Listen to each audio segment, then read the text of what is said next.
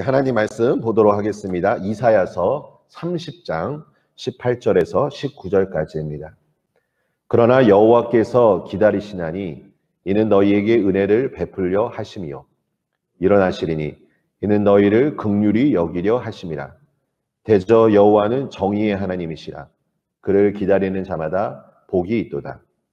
시온에 거주하며 예루살렘에 거주하는 백성아, 너는 다시 통곡하지 아니할 것이라. 그가 내 부르짖는 소리로 말미암아 내게 은혜를 베푸시되 그가 들으실 때 내게 응답하시리라. 아멘. 9월의 첫날입니다. 하나님의 은혜를 사모하며 주님 앞에 간절히 나아가실 때 그 응답의 놀라운 역사가 우리 성도님들의 삶의 여정 가운데 있으시기를 간절히 축원합니다. 우리는 육체적인 환경으로 인하여 영적인 것에 영향을 받을 때가 있습니다. 한 가지 제가 예를 드리려고 합니다. 혹시 지금도 키가 자라고 있으신 분이 계십니까? 2020년과 21년을 비교했을 때 아직도 키가 자라신 분이 있으신 분이 있는지 궁금합니다. 우리의 육신적인 성장은 이제 성인이 된 이후부터는 거의 없을 거라 생각합니다. 그렇기 때문에 어떤 이러한 생각이 우리 영적인 것에도 영향을 줄 때가 있습니다. 내가 어느 정도 신앙이 성장하면 나는 이제 더 이상 성장하기가 어려울 수 있겠구나 라고 느끼는 것입니다. 신앙은, 영성은 계속해서 우리 삶이 다하는 그 순간까지 우리는 앞을 향해 그리고 저 높은 곳을 향하여 그 부르심의 자리로 나아가야 한다는 것입니다. 매 순간순간마다 우리의 신앙이 예수 그리스도의 아름다운 성품을 닮아가셔서 신앙의 놀라운 성숙이 일어나시기를 간절히 축복합니다. 그 토저 목사님에 대한 예화를 제가 한번 말씀드린 적이 있는 것 같습니다. 우리가 하나님에 대해 생각할 때 우리 마음 가운데 떠오르는 것이 우리에 대해 가장 중요한 것이다 라고 말합니다. 하나님 그분이 어떠한지를 확신하지 못한다면 우리는 어떠한 상황 속에서 그분이 어떠한지 선포하는 것에 대해 심각한 손상을 입게 된다는 것입니다. 오늘 이 기도의 시간에 하나님이 어떠한 분인가를 확신하며 믿음으로 이 시간 선포하시기를 간절히 축원합니다. 오늘날에는 기적이 없다라고 교리를 만들어내는 분들이 있습니다. 그 교리는 예수님의 말씀에 모순될 뿐만 아니라 책임을 회피하려는 교묘한 방법과도 같습니다. 우리가 살고 있는 이 시간이 예수님이 살고 있던 사역 때보다 결코 열등하지가 않습니다. 요한복음 14장 12절에 말씀드린 것처럼 예수님께서 하시는 일을 우리 또한 할 수 있기 때문입니다. 물론 경험만 강조하는 것도 문제입니다. 그러면 우리의 이성을 우리는 저 문 밖으로 던지게 되기 때문입니다. 그렇다고 해서 교리만, 지성만 강조해서도 안 됩니다. 지적인 동의로서만 머무는 것이 아니라 우리의 기도는 실제적이 되어야 한다는 것입니다. 이사야 56장 7절에 내 집은 만민이 기도하는 집이다 라고 말하였습니다. 교회는 이 안에서 함께 주님 앞에 예배를 드려야 하고 기도하기 위해 우리가 이 자리에 모인 것입니다. 그리고 예수님께서 이 자리로 초청하신 이유는 이 기도를 통하여 하나님이 주신 은혜를 주시고자 하기 위함입니다. 그래서 제가 며칠 전에도 말씀드렸죠. 기도는 즐거움의 대화이다 라고 말하는 것입니다. 우리가 즐겁지 않으면 기도하는 것이 매우 어려울 것이기 때문입니다. 여러분, 오늘 하나님께서 우리를 이 자리로 부르셨고 오늘 우리가 이 기도를 통하여 이 기도가 실제적인 결과로 이어질 수 있도록 우리는 주님 앞에 나아가야 할 것입니다. 결국 우리가 이 기도를 통하여 훈련을 쌓게 되면 이 기도를 통하여 우리는 진정한 기쁨을 누리게 되기 때문입니다.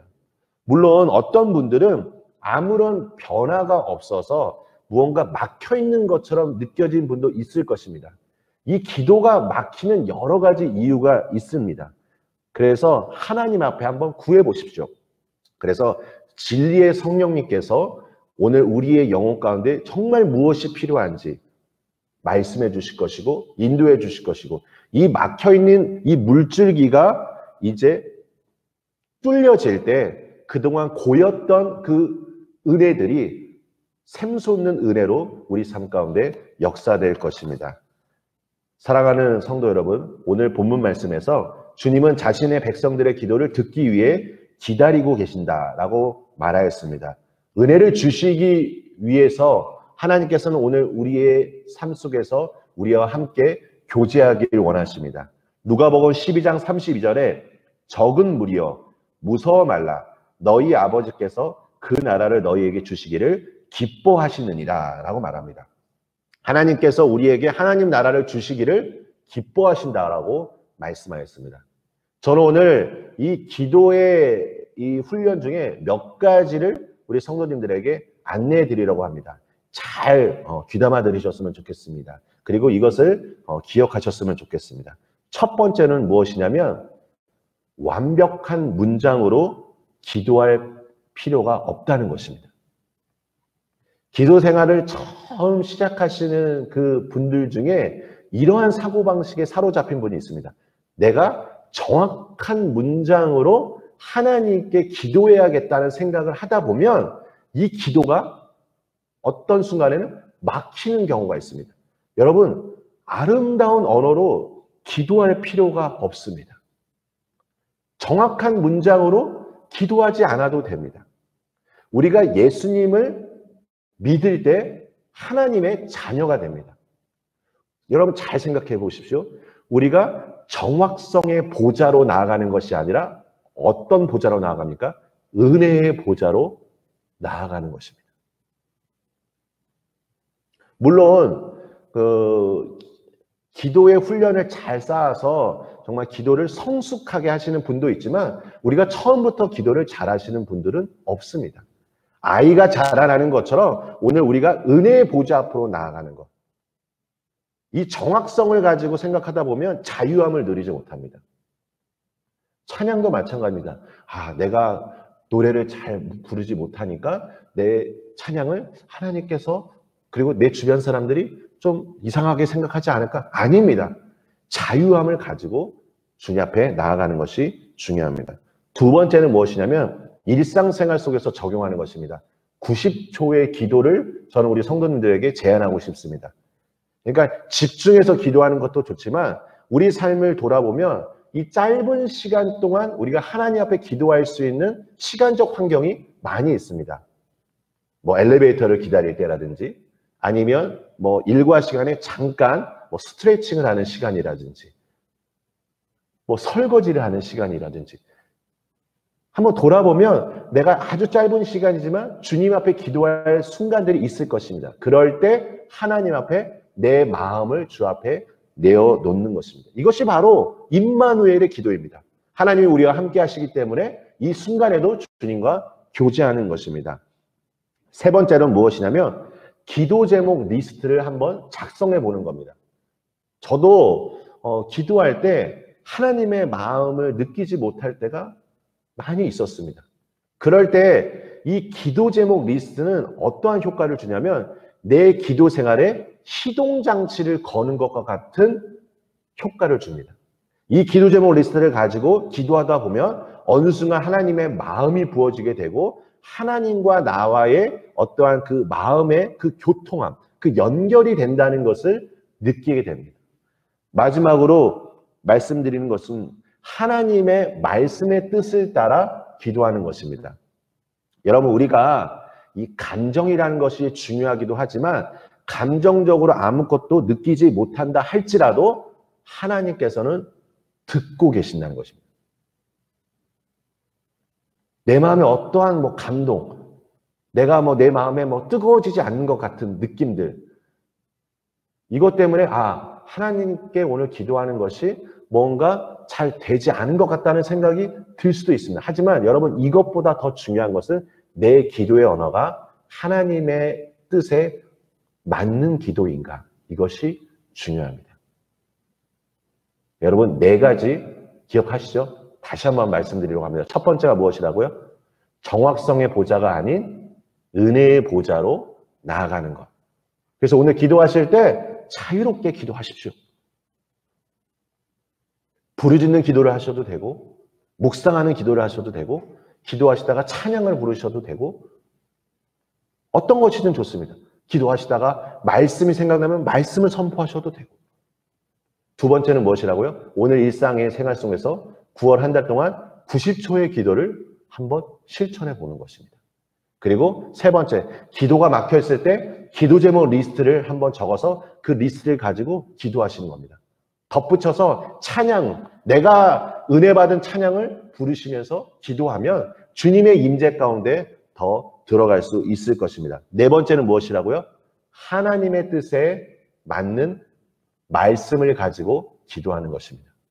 우리 사랑하는 성도 여러분, 9월 한 달도 주님이 주시는 그 은혜로 승리하시기를 예수님의 이름으로 축원합니다. 하나님,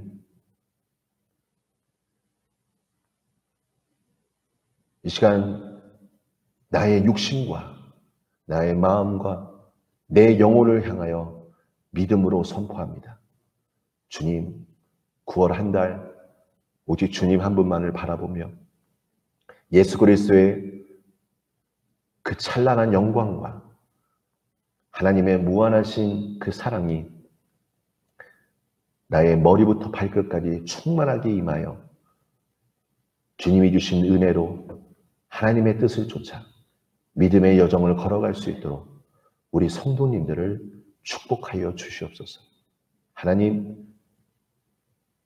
내 신앙이, 내 영성이 더 성장하기를 원합니다.